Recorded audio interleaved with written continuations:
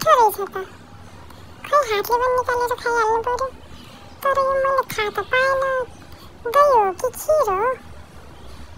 जे भए पनि खाइदिन्छु चटचट पारेर। अहिले फेरि कोही आयो भने खानै पाउँदैन।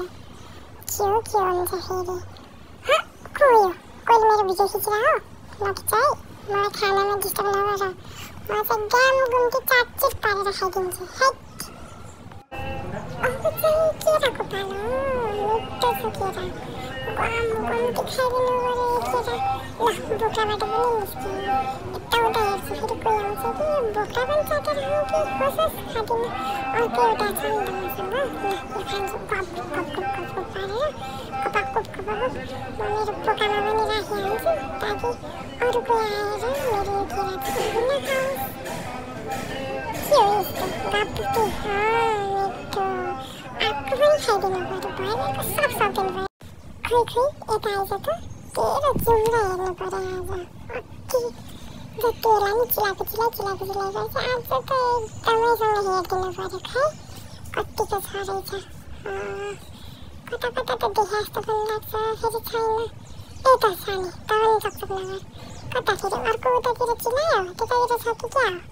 म त भेट्दा नि भेटिनँ। अलिक राम्रोसँग हेरिदिन्छु फेरि। घाँटीतिर पो सर्केर गएको छ कि? यो अर्को कुरा पनि अलिअलि चिलायो।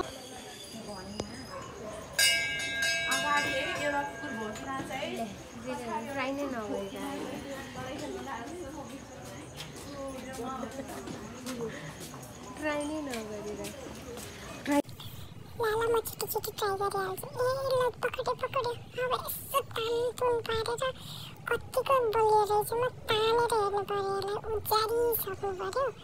किन आउँदैन? जति बल लगायो भने निस्केकै आएन यो। ल मेरो हात दुखिसक्यो। छिटो आइज न छिटो। के भन्यो होला यसलाई चाटचुट पारिदिन्छु कि भनेको त छ नै। अब म यस्तरी होल्ड गरेर बस्न पनि सक्दिनँ। अब चाहिँ तल ओर्लिनु पर्यो। हातै दुखिसक्यो मेरो। अब त हुँदैन। हात तेरिका मेरो हातै दुख्यो। आया